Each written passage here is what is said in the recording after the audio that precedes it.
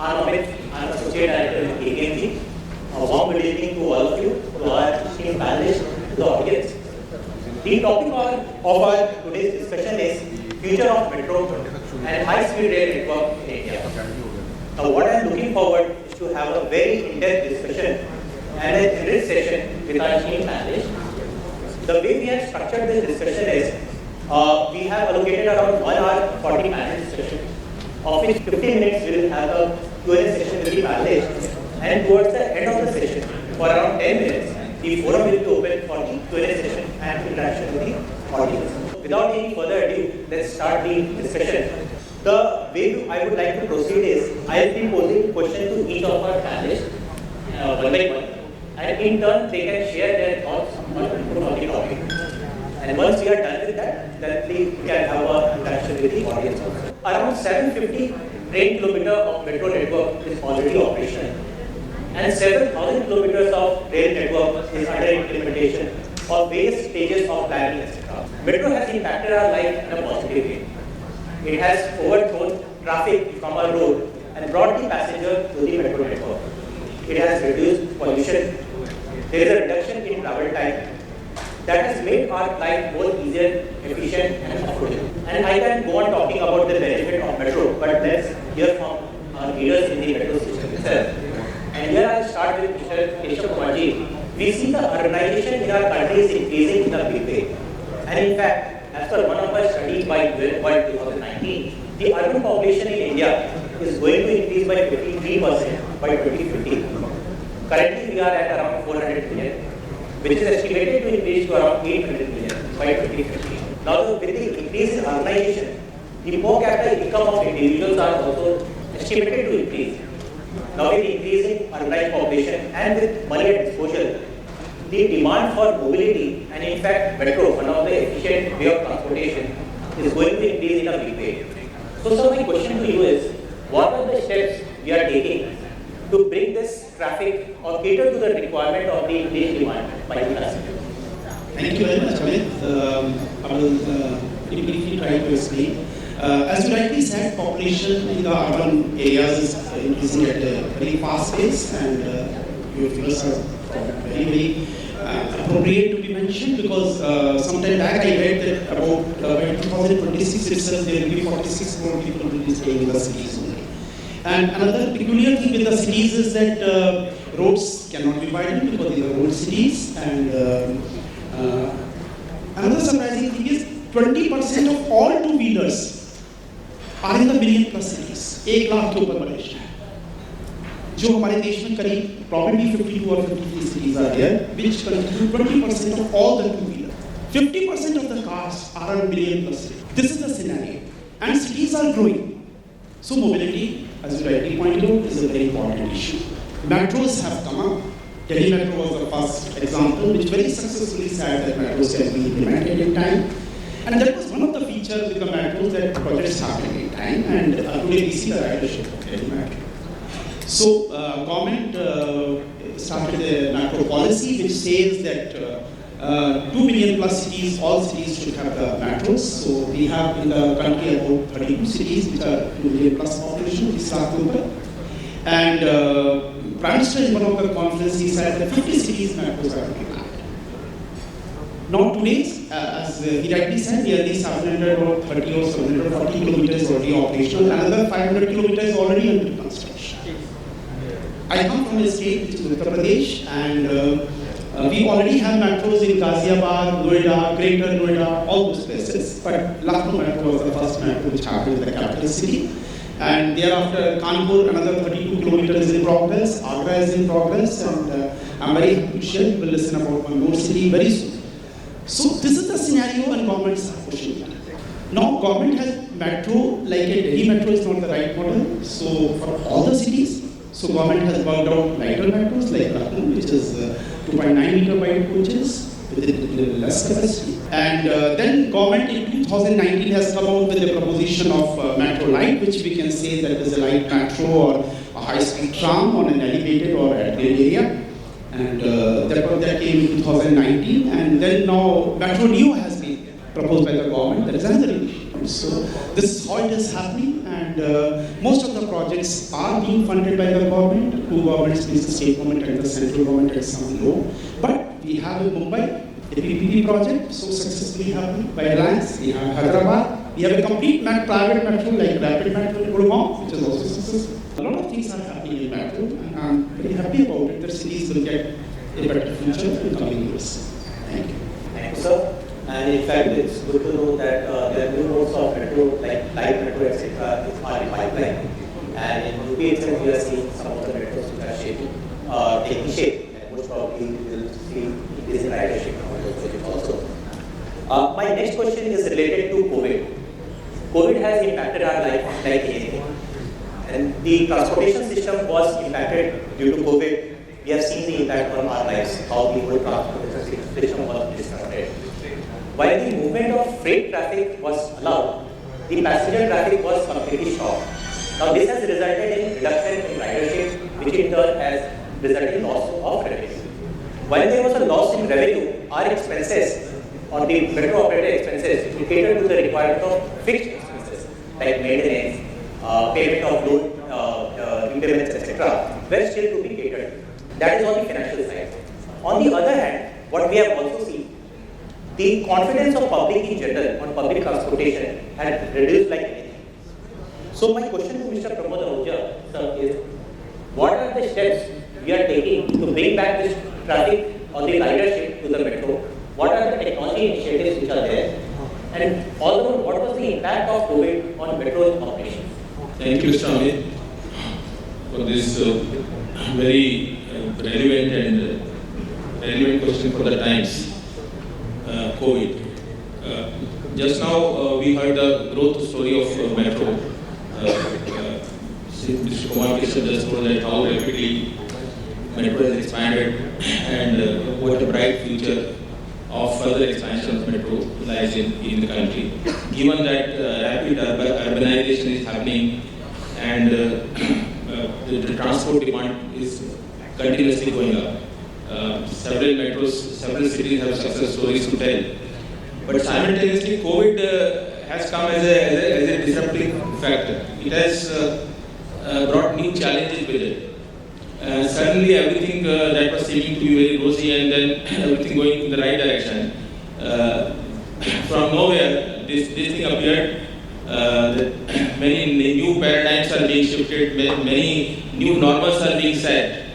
And suddenly the transport demand itself is not expanding at the pace at which it was doing for the last 15-20 years. Things like work from home, which was not possible to imagine about 2 years back or so, has become it's become normal in some of the companies, particularly IT companies. Some of the companies in the US have come up with a work from home ever plan. You join a company, you are never required to go office. And after that now, hybrid models are coming up, wherein a few days you are required to go to office, few days you can work from home. Now that is bringing down the transport demand. And then there are further challenges also being faced by way of like people are now preferring, because of COVID and pandemic-like situation, the preference of the people is also shifting to personalized transport. So, mass transport always you have to travel with others. So, personalized transport in such kind of situations always people are preferring going to public transport only if they are not able to manage their journeys with private transports. If the journeys are like shorter trips are there, 2 kilometers, 3 kilometers, probably the preferred mode is maybe scooter or taxi or only if they have to travel longer distances, 15-20 kilometers, doesn't become feasible. People are opting for metro. So that's a new challenge COVID has thrown. This new challenge, in fact, companies are still struggling to find a very suitable solution to this problem.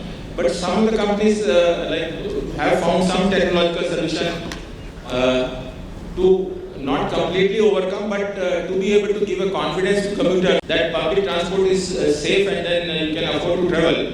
And they have been able to bring commuters back Delhi Metro, which was running at about 24-25 million before pandemic, is again they have been able to get a substantial chunk of it back, and similarly with other metros.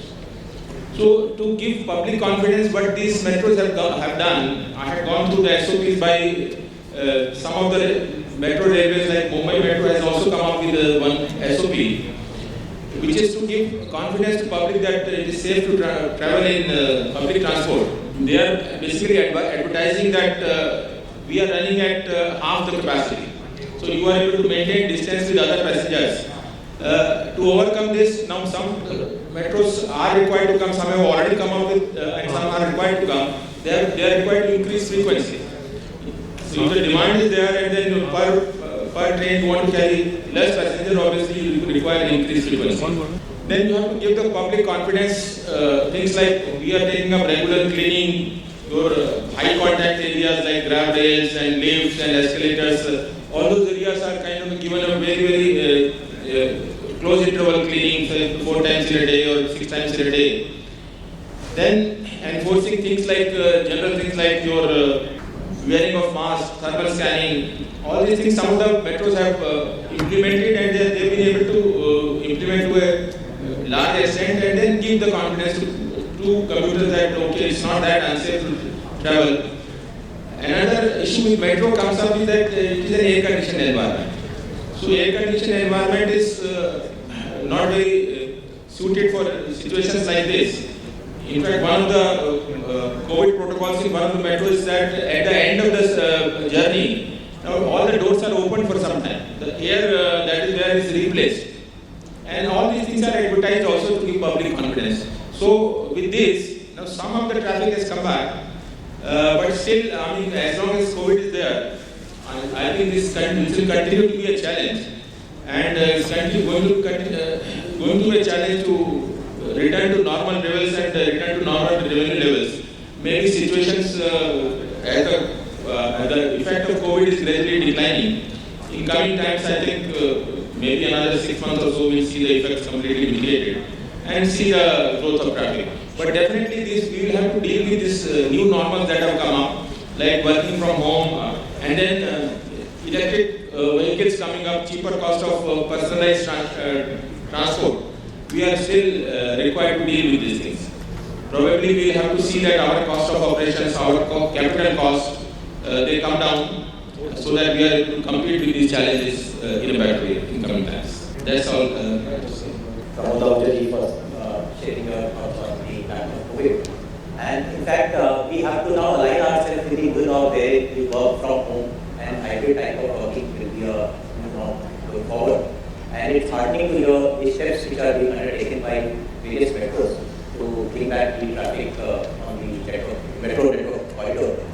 Now I'll jump to Mr. Suryaji on the question on policies. So there are no metro policy before 2017, though we had urban transport policy at that time. However, few metros like Kolkata, Delhi were already up and running. With the new metro policy in 2017, which gives us a clear guidelines on the development, operations, plan and funding of the project, the metros are now coming up. But still there are some gaps and interventions which are required to be met. So my question to Mr. Sudhir is how the metro rail policy will impact the growth of metro sector in India? I am very delighted to be part of this distinguished panel, sharing the dais along with very distinguished personality.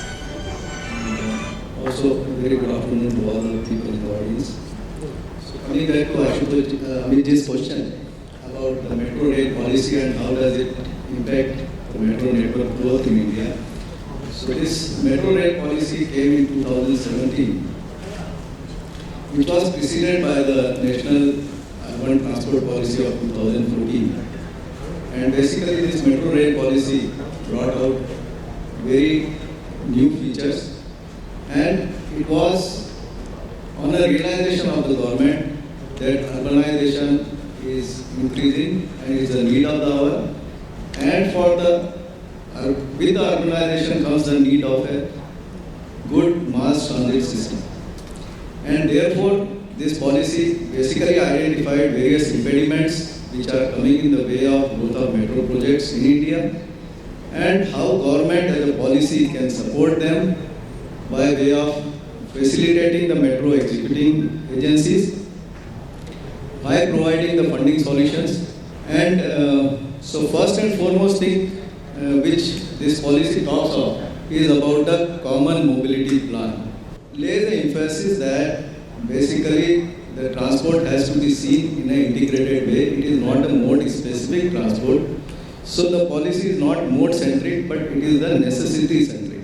So it acknowledges that there are various modes of transports, like bus rapid transit system is there, metro is there, light metro is there. It also talks of regional rail, which was a totally new dimension, hitherto not thought of. And we are seeing that RRTS project is now making a lot of progress. And I am sure after Delhi it will also spread to other major cities. So having said that, it acknowledges the various modes of transport, then it also lays down emphasis on how to fund the projects. So it also enlists PPP as one of the mode of getting the funds for the project. It talks of enhancing the total sustainability. So that means enhancing the revenues and bringing down the cost. And in past few years, we are already seeing that after 2017, there is a lot of growth in the area of metro network development. As already said, 700 kilometers is now up and running and 1,000 kilometers is under construction. And this has, if you see this, the growth in past 3-4 years has been tremendous as compared to the previous regime or previous times. So there is definitely a shift in putting stress on behalf of government to put stress on the development of infrastructure. And to that extent, there are out-of-box solutions are being found. One of the good things about this policy is that it also says that DPR should take into account the non-fare box revenues, which was hitherto not there. Like DPR used to focus only on the ridership and the growth revenue out of that and whether it is able to give a rate of return or not. But then now the policy says that the DPR should also identify what are the various means and ways of having a non-fare box revenue. And which is an important shift because this will make the projects more viable and there can be out-of-box solutions which will facilitate the investor and also it will bring down the capital requirement or borrowings. So I think there is definitely a good impact on the development of metro projects. But having said that, I think from a PPP perspective, there is still some areas where some more policy decisions can help. Like for a PPP project, the funding is still is not a very competitive funding as compared to where the government of India stands guarantee. So there is a need for soft loans even for the PPP projects. There is also need for harnessing the benefit from the other socio-economic benefits which the metro project is providing. For example, like in Nagpur project, it has been done that all properties within 500 meters of either side of the corridor, a part of the property tax will go to the metro authority. Maybe 0.5% or something, I am not very sure what is the exact percentage, but this is a new concept, which is definitely adding to the viability or sustainability of the project. Similar way, I have a proposition which is like when a metro projects come in a city, so it definitely burdens it lessens the burden on the road transport. So for example, today 2.5 lakh people are moving in metro in city of Hyderabad. So it in a way enabling the other road users to travel faster. There has to be a way to monetize this benefit of road users also. I am not sure how it can be done or I don't have much on this, but there is something, this is certainly an idea where we can, like, maybe the experts can further take on or maybe verify. I think this is all I have to say. Thank you. Mr. Sudhir for sharing your thoughts. And in fact, one of the critical things which you have touched upon is inclusion of PPP in projects. Unlike other transportation sectors like aviation and road sector, where we are seeing a good number of private public partnership, and which has changed the public transportation sector altogether. But in metro sector, unfortunately, the private participation has been low. So, sir, we'll again come back to you on this question, and we'll take some more inputs from you on the non-fare box revenue and now at the DPR stage, what are the regulations which we can add, etc. Now, coming to Mr. D.K. Sharma sir, this is related to the metro projects which are coming to our tier 2 cities and all. So, under new metro policies, there is a particular threshold above which if the population increases, there is a need for the planning of metros, which is around 2 million right now. Now we know that the construction and operation cost of metro project is very high, and considering the population density of tier 2 city, it may not be a viable option to have a metro project in tier 2 or tier 3 city as such. So my question to you, sir, is how the ridership of those metro projects, tier 2 or tier 3 cities, can be increased so that the viability of overall project can be increased? Namaskar, thank you, Amit. It's a very, very important question what you have raised. Although it's not applicable to city like Mumbai, Delhi or metro cities. Mumbai per se has been a laggard as far as metro lines are concerned. We have only one operational line, about 11 kilometers. And pre-COVID, we used to have a ridership of close to 5 lakh per day. If you see the length of the line and the ridership, I think it is one of the highest, not only in the country, maybe it is comparable to any of the busiest metro globally. So Mumbai has no issue of ridership, and I feel at least top 5-6 cities have no issue of ridership. But when it comes to tier 2 and tier 3 cities, I think we have to think out of the box is an issue. And metros are very capital intensive project.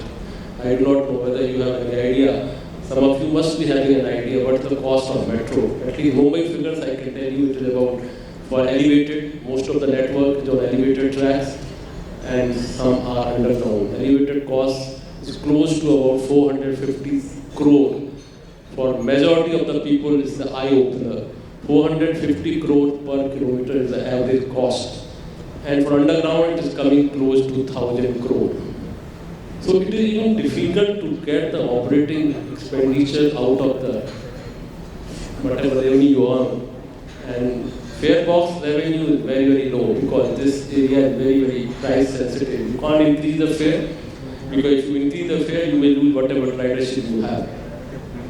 There are many areas. First of all, our cities have to be made pedestrian friendly, particularly people should enjoy walking few kilometers, particularly in a city like Mumbai. If you see most of the corridors, whether it's the Central Railway, Western Railway, and the lines which are likely to come up shortly, line 2A or line 7, they are all north-south.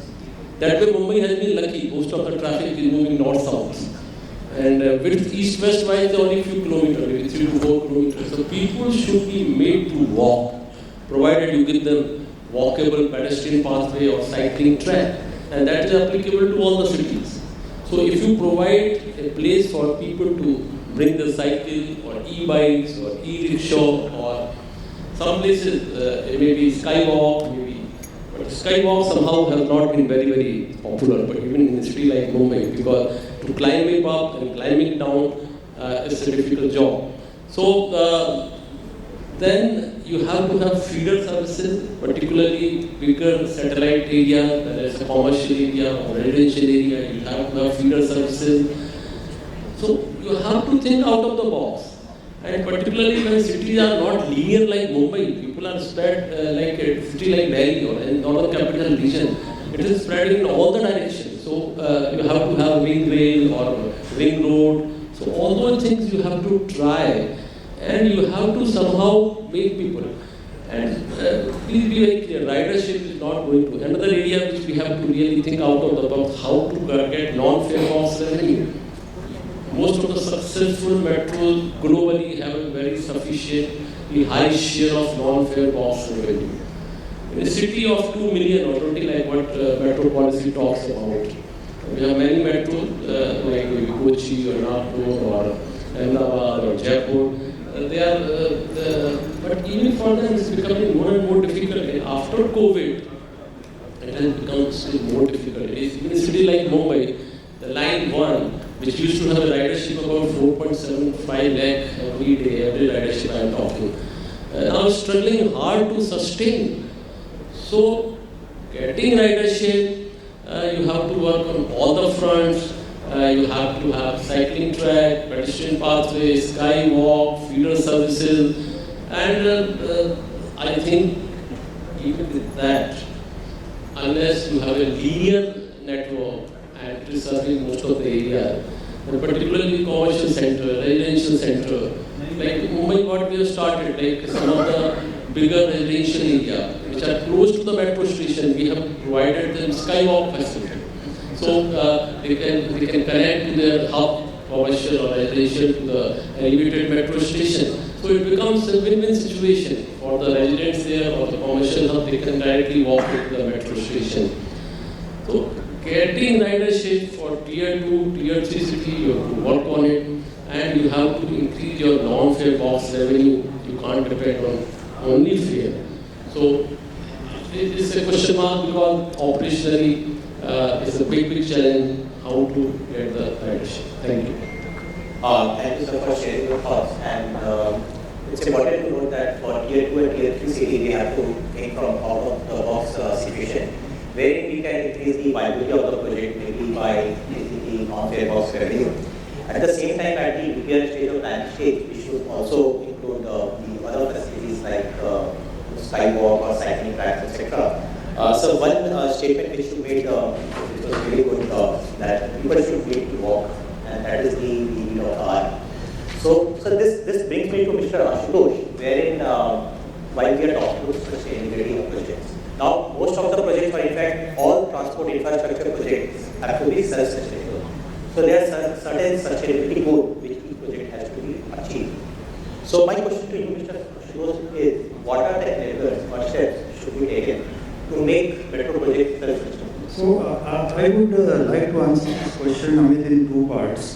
One is, how do we achieve operational efficiency, and second is sustainability. Because somewhere they are interlinked if we look at it from the asset point of view. So now, during COVID times, we all have learned the importance of digitization in our daily life, right? Now, if we talk about digitization for efficiency, so how do we do that? I think if we look at what is the operating cost of a metro today, so in the breakup, I think electrical energy comes as 25 to 30% of the total operating cost of a metro system. So one thing we have to look at is how do we do the right power procurement in terms of having either the renewable sources of energy or some alternative methods that that brings down the overall electricity consumption. That's on the supply side, and on the demand side, we can look at what kind of equipment which we put into use. I'll give you the example of elevated stations, for example. They never used to have a building management system in the first place, which is a very basic SCADA system required for monitoring your assets, and thereby having very few fitters which can manage the stations efficiently in terms of assets, and having the information digitally that this particular system is not working or it needs attention. So that's one part on the digitization for efficiency. Second thing which we have seen is how do we train our operators? Okay, so OCC is a very critical piece of the entire metro system. But do we have some kind of system in place where we train our operators, like when somebody has to drive an aeroplane, he's being put through simulator first, right? So do we have operator training simulator kind of system wherein we can train people quickly and having the operational efficiency by having the right manpower in place and keep on upgrading them and so on and so forth. The third point which I want to address is like the equipments which we install today, are they energy efficient? That's something we have to look into, the specification part of it when we put into the project. And I bring in now the element of sustainability because that's where you started with. So if we talk about what is happening in India in terms of planning today, in COP26, our Prime Minister has committed that between 2021 and 2030, India will cut down its carbon footprint by 1 billion tons of carbon dioxide.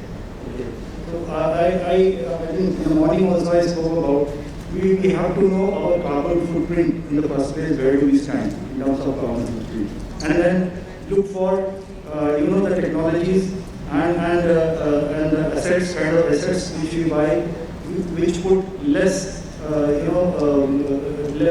which give less greenhouse gas emissions, and thereby we go ahead. I think all sectors, we are seeing it happening in airports.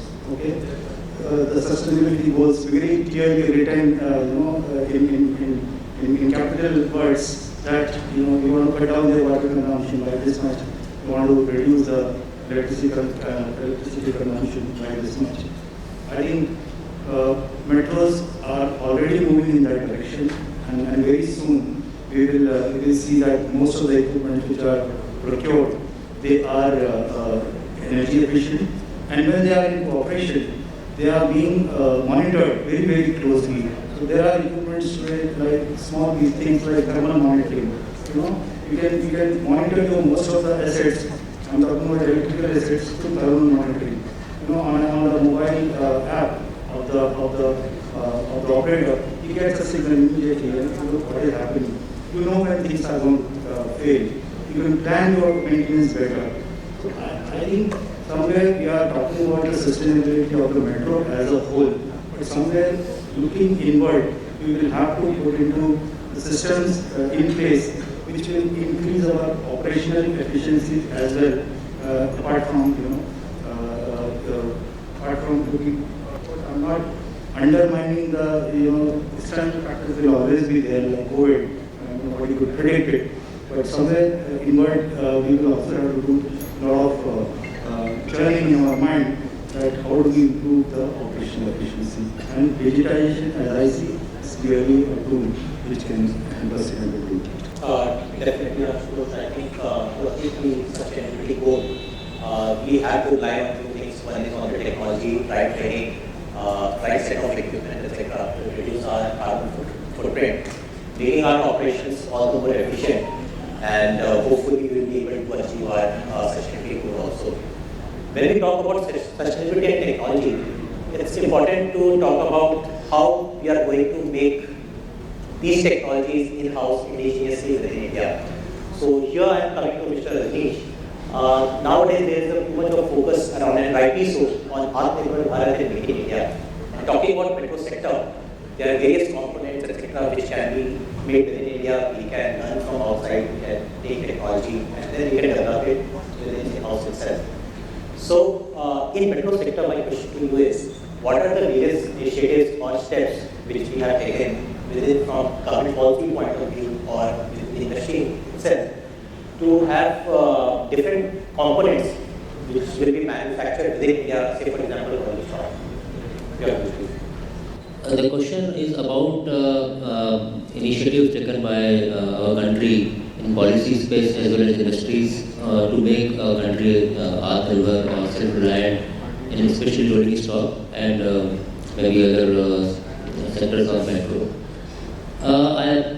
Most of you or some of you might have heard about Vande Bharat Express, Vande Bharat story, train T18. This is one of the shining examples of Make in India. The whole rake, which is basically the semi-high-speed rake for 160 kmph with a new technology. Now the trains, long distance trains are basically run by locomotives, hauled by locomotives, but this is a paradigm change and it is a self-propelled vehicle, and it was right from the design stage to the manufacturing and commissioning. These rakes were manufactured by Indian Railways, and they are running successfully for last so many years now, at least 2-3 years. And so much so that the production units of Indian Railways have been given further orders of around 100 rakes for similar rakes. And by 2023, we are expecting that at least 75 services on the 75th anniversary of our independence will be run through these rakes. So, what I am trying to say here is that we have taken long strides towards self-reliance in rolling stock manufacturing, and I am sure this semi-high speed will definitely go further and will be designed and manufactured to 200 plus kmph very soon. When we talk of metros, so metros, I remember we were importing all the metro rakes, metro coaches when Delhi Metro was started. But now we have at least 5-6 players, 5-6 companies who are manufacturing metro rakes in India. And to name a few of them is Bombardier, Alstom. Then we have got BEML, which is a public sector unit. Then we have even ICF, which is the Indian Railways company, which is manufacturing metro rakes for Calcutta Metro and other metros. Then we have Medha, and one more company has come up called Titagarh. So we have no dearth of companies who are willing to take plunge into this sector, especially rolling stock and also in signaling and other sectors. Not only this, India has exported metro rakes to a few countries like Australia and Canada, and the government initiatives in this regard have definitely helped this. The government has sort of standardized more or less the major specifications for metros, which has created a uniform market. This has enhanced the market size, and ultimately it is a market which will decide whether to indigenize or not, whether to import or not. You can only incentivize or disincentivize something. And here the government has done good things about incentivizing the industry to set up shops in India by standardizing it. And then recently the Atmanirbhar policy, which has stipulated certain percentage of local component in the procurement. This has also sort of incentivized the industry. And recently, government has also came out with a liberalization of the procurement policy, in which not only the lowest offer will be the sole criteria, now it will be other factors which will be considered for procurement. So, all said and done, these factors are going to further increase the localization or Atmanirbhar Bharat components in in the metro coaches as well as high speed. And we have not spoken much about high speed. So we have right now one corridor, Mumbai to Ahmedabad, which is the high speed corridor which is coming up, and 6 more corridors are at least in the planning stage. One of them already has its DPR has been submitted, it is submitted, and 5 more DPRs are in preparation. It's possible that the next stage metro has come of age, I believe, and the next stage high speed is definitely going to be the next thing in the rail sector. And when we were talking about the environmental footprint of the transport sector, train metros or high speed or trains, they are the least footprint transport sector.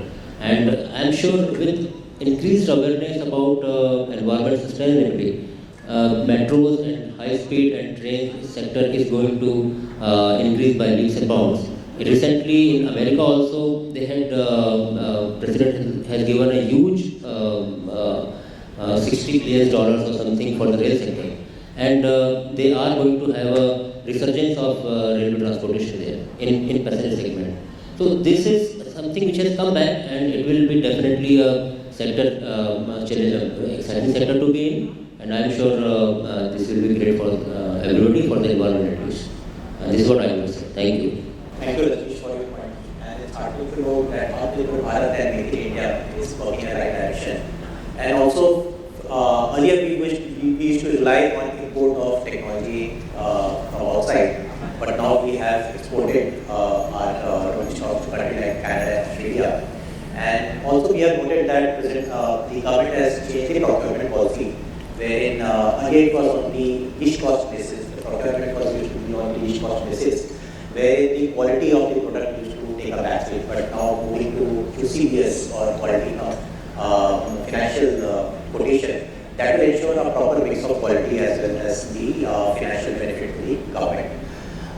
Thank you very much for that. Now coming back to Mr. Keshav, nobody will deny that everyone has talked about the contribution of non-fare box revenue to make the project viable. Now that is an essential part of any metro project now. Metros are essentially a capex intensive project. During operations also lots of expenditure needs to be incurred. We cannot simply rely on revenue from passenger collection, right? Because that cannot completely sustain the operations of metro.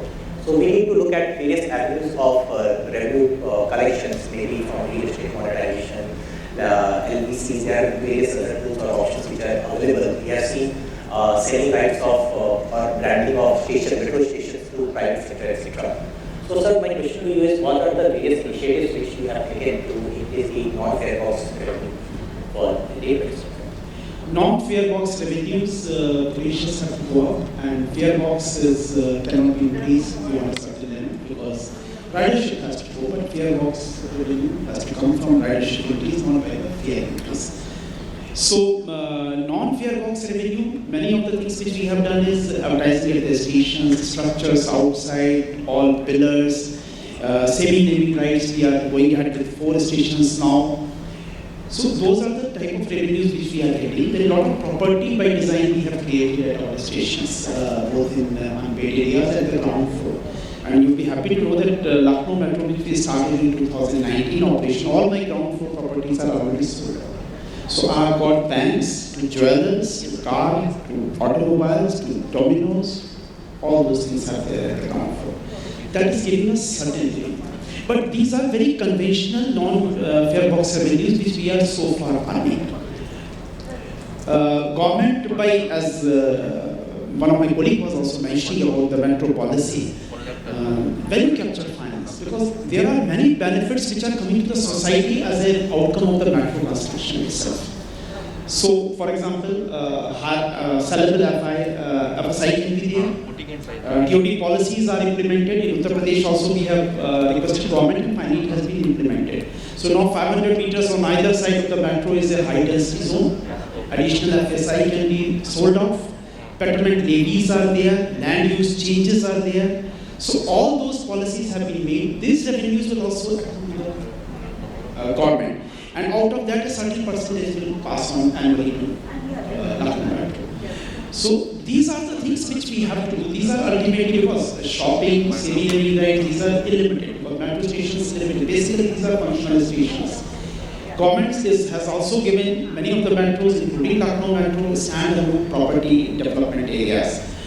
We have also got 150 acres of land which we are developing as a commercial, residential property development. So some revenues will accrue from that also.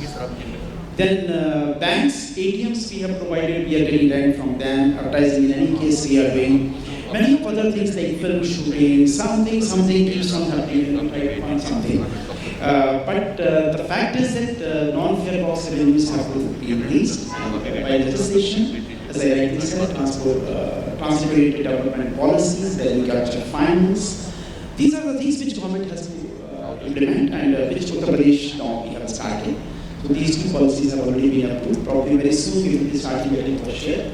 And because ultimately those benefits have come out of the metro construction. Because once metro got constructed, all those commercial developments have started. Smaller properties have amalgamated and big shopping malls or hotels and restaurants have come up. So they are earning more. The government in any case is earning because of the stamp duty collection. So a certain portion of that will come to us. This is all we have to do, and Hong Kong has altogether a different model, which somehow we have not been able to do in our country. As if the metro project has not come, Hong Kong Metro acquires the land, and that is at a cheaper price. Later on, government permits him to make a metro connected with that, and then all the benefits of that get to the Hong Kong Metro. So far, we are government metros, it has not been permitted, but probably the day is not far that we should be permitted that you can buy some land and develop it, make a connection, and earn revenue out of it. I hope I'm able to put some mind into it. Thank you. Definitely, sir, and partners will go with you. The new projects coming in region, the socio-economic profile of region ultimately increases. And due to the new project, etc., the benefit which is accrued to the government or the citizen as a whole, a certain portion of revenue of that can be shared with the project also required. In fact, if we talk about the global benchmarks or global examples, like the example of Hong Kong, around 30 to 40% of total revenue comes from non-fare box revenue. And if we can replicate or at least certain portion of that we can bring in India itself, then we can see our projects fly. With that, I'll come to Mr. Sudhi. Sir, you had initially talked about the participation of private sector in metro rail. We have a plan of around 6 lakh crores to be invested in various new metro projects which are in pipeline. Now the question is from where this funding is going to come. Government cannot bear the complete cost of construction and operation. So thus there is a requirement of active private participation. Now we have new metro policy wherein the private participation has been suggested. But as per you, what are the various initiatives which we can take so that we can attract private participation, whether in terms of some relaxation of flexibility in the policy itself? We are seeing the cost of fund has gone down. But what are the views on it in terms of whether some procurement related policy should be treated? It's a very good question because the way we want to, the way the urbanization is going to increase and the way the infrastructure requirements are there, it is simply not possible for the government alone to be able to create that kind of infrastructure in the country. And there is certainly a need for a private participation, private investment to come into and be a partner in this development journey. However, the experience so far, especially in metro sector, though private sector has been successful in many other areas like NHAI or other projects, but somehow in the metro sector, our experience in private public partnership has been limited to 2 or 3 projects. And it's no secret that the experience is not very promising or not very optimistic. And certainly there is a need to amend and take course correction so as to make these projects viable and make an environment for an investor to be able to create, to put his money and contribute in this development. So 1 or 2 ideas, like I said previously also, that there are other ways of revenue generation should be explored, and it should come as a matter of policy rather than some individual state adopting to it. So that is one, like Kumar Keshav sir said that there is in Lucknow they are also getting the FSI benefit in the project. So that kind of thing has to be universally applicable to all the projects in the country. Another example I said was that trying to monetize the benefits which are coming out of the creation of the metro project, and which are indirectly helping either the sustainability or the environment, and those benefits also should be able to contribute to the metro authority. One more point which I want to say is that we get land parcel for development in the metro project. However, seeing that concessional period is generally about 35 years and further extendable to another 25 years. So this 60-year period is good for the metro operations, but as far as the land parcels are concerned, it is not found very attractive from the people who are the property developers. So there is a need to look at whether these land parcels can be given for an additional period, maybe up to 99 years or so, where the leasing becomes viable, and it allows for the housing constructions also, because right now this 35 years lease is only taken up or left up by people who are into the commercial development of property. I think these all I can think of the further ways to improve the investment and bring the private partners. Thank you very much. I think the panelists has rightly put there, lots of focus on the conventional routes for monetization.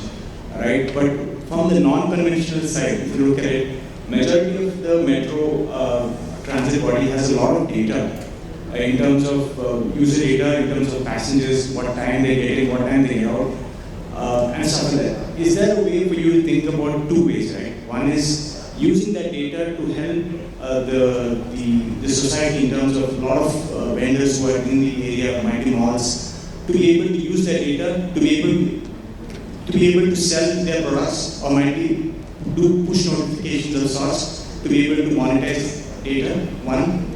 Second is also for you to think about more technology related apps which you have. Most of your agencies have applications which you have, where there is no such kind of advertising done within your application. Do you think that there is potential to actually upscale and make more, and actually monetize that a little better, and also using much more tactical advantages in analytics to be able to further enhance the option for creating new revenue streams? I think from technology point of view, we are more on the assets side of it. And I don't consider myself as qualified to answer his question, because he is talking about what more revenue streams can be generated which are non-fair revenues. So I don't think I'm qualified for this question. I think you have hit the point. I think this is the breadth of data. So Mumbai Metro, we are trying to monetize how this data can be made use of for different things.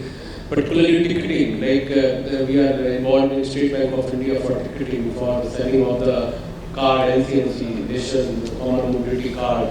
So there is a huge breadth of data. We are working on it, how to monetize this data in different ways.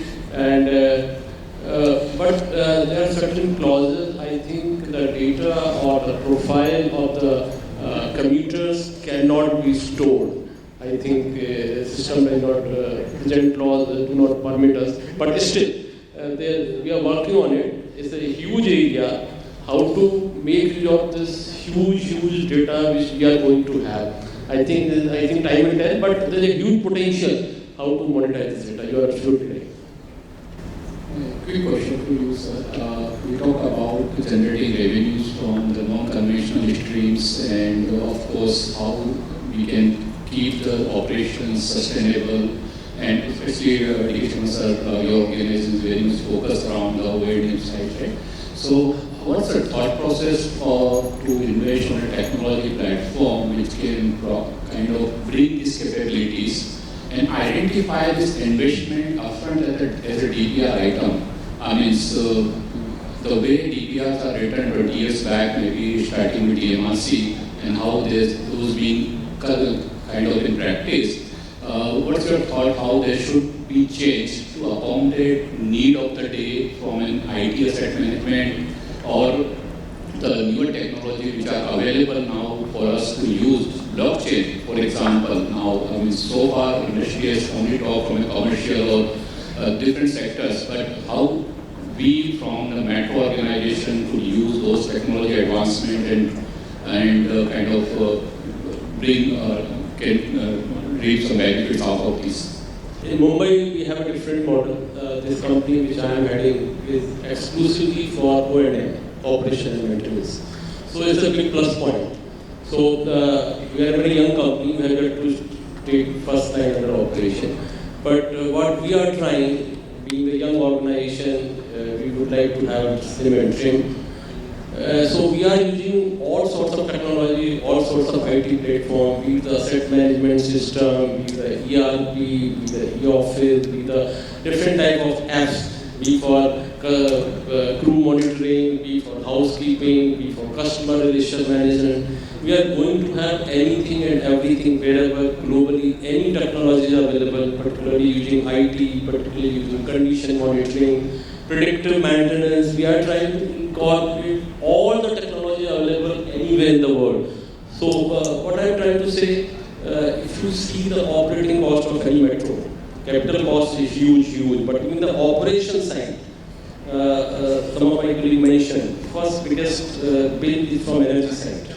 About 30+% of the entire cost is borne by the traction and non-traction energy. It is also a big area.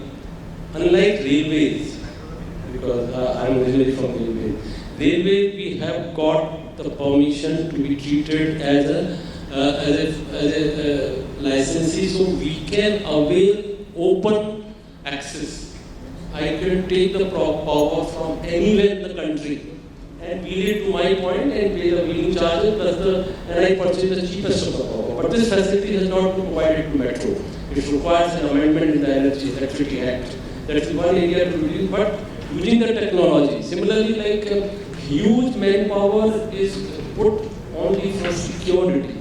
Like for 35-kilometer network, which we are going to open shortly, about 1,800, 1,900 manpower will be only for security. And this is across the board.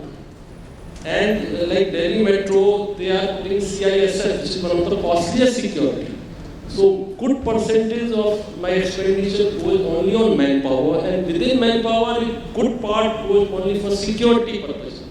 So why can't I use the latest technology like video analytics? It's not necessary to put the man everywhere. So use the video analytics, best of the camera, surveillance system, and all IT platform which I talked about. I think this is the way how to cut the expenditure. Because we have to attack both the front, how to bring the expenditure down, how to take the revenue up. Non-fare box revenue, which has been mentioned, yes, some of the best metro in the world, they are about 30%. But it's a commercial exploitation. But city like Mumbai, there is no scope of commercial exploitation. When I run my elevated track over the median of the road, where is the place to commercially exploit? So you can talk about other cities where land parcels are available. So here the potential, yes, but we have to work out of the box. We have to have innovative ideas like naming rights, branding rights, using the peers. There are so many issues. So we have to leverage the technology, reduce the expenditure, and increase the revenue. Thank you.